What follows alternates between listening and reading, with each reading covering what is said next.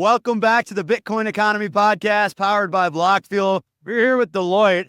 First time with two people during the whole conference. So day two people, very excited. We got Rob Massey and Connor O'Brien from Deloitte. So probably wondering, what are we doing here with a big four accounting firm? Not the sexiest topics, but very, very important, of course, to say the least. So if you guys can just introduce yourselves and then we'll get in depth. Yeah, absolutely. Thanks, Avi. So Rob Massey, I started Deloitte's crypto practice 13 years ago. I only do crypto, no fiat transactions for me. And we serve all segments of the ecosystem and heavy into all Bitcoin transactions. So I'm excited to be here. And I'm Connor O'Brien. I'm a senior manager in our Washington National Tax Office. I actually worked with Rob before the first Bitcoin was mined and then came back to Deloitte in 2018 to work specifically on blockchain and digital asset taxation. So you guys were personally Bitcoiners and the whole ecosystem, it sounds like, as well prior. So how is that conversation when you go to corporate and say, hey, we want to take a leap here and start a practice?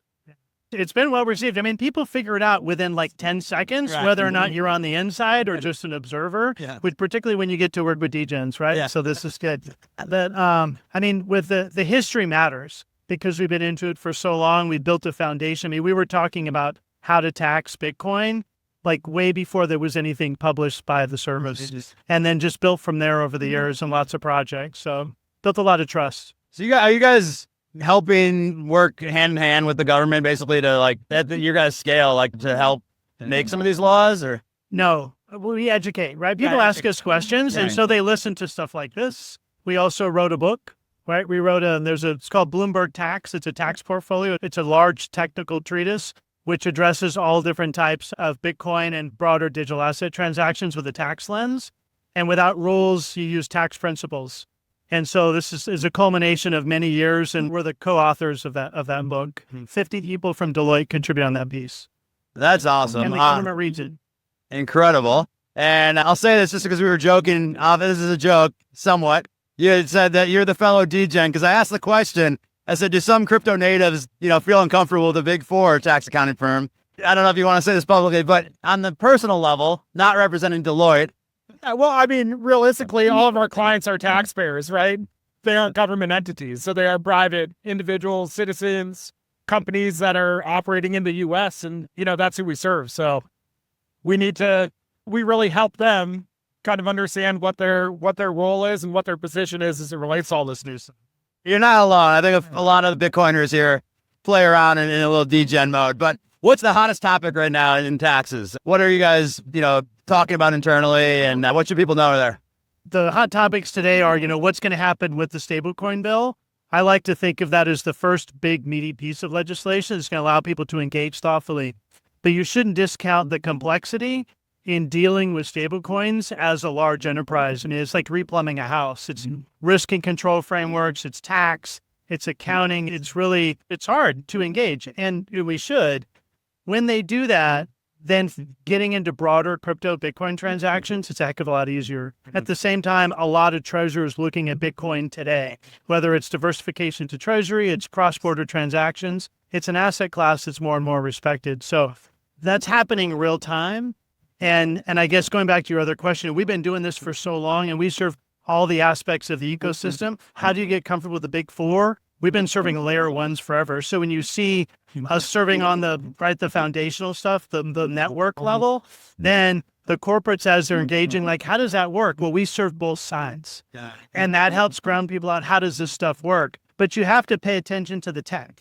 Right? You can't just look at the legalese. Right. No, it's extremely helpful to get hands-on with the technology and really understand how it works to be able to think about it appropriately from a tax standpoint. So that is a lot of what I do, is explaining internally to like our real, deep thinkers on tax topics, how this stuff works so that we can apply the right frameworks. So we had spoken with Steve London. I think he brought up the minimis, and I hope I'm saying that correctly. I think he said the latest is like 200. That's not written out in law. The reason for that is you go buy a pack of gum with Bitcoin. You want to enable commerce, but you don't want to tax that necessarily to buy a piece of gum, right? This has been proposed 3 or 4 times in the last decade. And, people should keep talking about it, right? Yeah. I don't know that it's top of mind for anybody, but the key here is, how do you administer it practically? It probably belongs on your 1040 because your custodians aren't going to know what to do with, was it in or outside of the $200 mark? So That's actually an interesting thing with the regulations that were issued. I don't know if the Treasury purposely did this, but the way the rules were structured, if you're a retailer that was accepting Bitcoin as payment, you actually don't have a reporting obligation for that customer, whereas a payment processor would. That doesn't mean that it's not taxable to that individual, but it pushes that issue to them. So I don't know. It's a point of discussion. Yeah. We'll see where all this stuff goes. That's right. It was a very thoughtful reg package that dropped around info reporting, but there's so many different use cases out there. It was impossible to take on all of it. So this is where we spend our time. Those who are going to engage in Bitcoin or broader digital asset transactions, how do you deal with it? You want to be compliant. And so, do the thing. It's taxable somewhere. Yeah. And then what is the biggest misconception you'd say Bitcoiners, people within crypto, are not thinking about with taxes right now? Yeah. I mean, all transactions, when you're legging in or legging out of a transaction, you're exchanging, Bitcoin for a stable or another crypto, there's a high likelihood that it's taxable, right? I mean, there's been clarifications made, and many would say that, hey, until I go back to fiat, it's not taxable. That's not right. But you really need to look at what's happening. I mean, if the way that the service might look at it is that, any transaction going from a hot wallet to a cold wallet, be like, hey, that's still my stuff. But in the eyes of the service, they're like, no, that was an output transaction here. What does it represent? And so make sure you're live with what do all these different things represent with the rules that we have, and make sure you grab it. But even a barter transaction, good chance it's taxable. And I think one thing that a lot of people miss or they just kind of pass over is, we have the technology is a ledger, and it's going to show me all the transactions that I had, but it's not going to retain all that detail. That's something that I need to do as an individual to make sure that I'm adequately kind of tracking and reporting my stuff, knowing what my transactions were for, and, ultimately that they're being appropriately accounted for. Translated all the books and records. Yeah. Right? I mean, it's your data, but it has to be digested into what those transactions represent. Don't just think you're going to query the blockchain and hand it over to an agent, right? Yeah, no, it's on the blockchain, guys. So everything is being recorded, and it's queryable. Yeah. You'd think the government would love the blockchain a lot more for that reason. It's always been a curiosity of mine. It was seems like they love this because every single thing is tracked, right? And I mean, to that point, they do. Right. So it wouldn't be uncommon under exam. That very first question from the agent is, hey, give me a list of all your addresses. In that list, and then they go and query the blockchain, and then they come back to you with a long list of input and output transactions to say, okay, tell us how to reconcile that back to your tax returns. Yeah. That's the deal. So to the 18-year-old kid that's still living in his parents' basement right now, trading multiple meme coins throughout the day, are they paying taxes on every single transaction in and out, you're saying, basically? They should be. Okay. And then in terms of... The scary part's not the meme coins. Right. It's the DeFi. Fair enough. That's really hard. And is there a leniency around this since everything is so new? Is the IRS, and you don't need to go on record necessarily with this, but we are recording, so maybe you are. But in terms of ultimately, if someone messes up and didn't realize it, are they being okay, you have 3 years to pay this back? What's going on in that capacity? I mean, this is a good topic. There's a wide range of understanding, and some agencies, they're like, hey, if you're going to engage in these transactions, it's your responsibility as a taxpayer to figure it out. But to your point, there may be a lot of, less tenured humans that are engaging in this space, and they may not know where to go or who to trust with the advice. Is there any get out of jail free card? No. But generally, if you're making an attempt to try and get it right, seeking advice and making an attempt, then if you didn't get it quite right, you have a better line to negotiate, at least penalties, right? But you have to make an effort to get it right. It's hard. But there's more published all the time on this.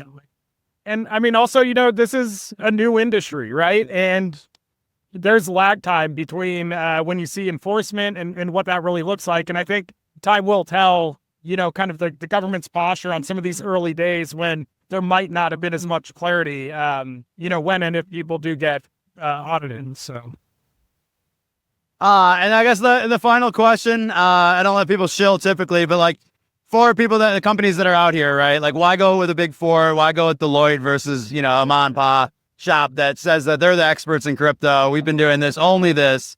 What kind of power does the big four Deloitte maybe have? I mean, speaking for Deloitte personally, I would say that we are the deepest of the big four in the space. We have a ton of professionals that are really interested in blockchain technology. use it and really understand how it works. So, we're best aligned to really help people understand this and how to treat it. We have a large practice that's done this for a long time, including those who understand the tech, which is a big deal. We have a slogan: proof of work, proof of experience.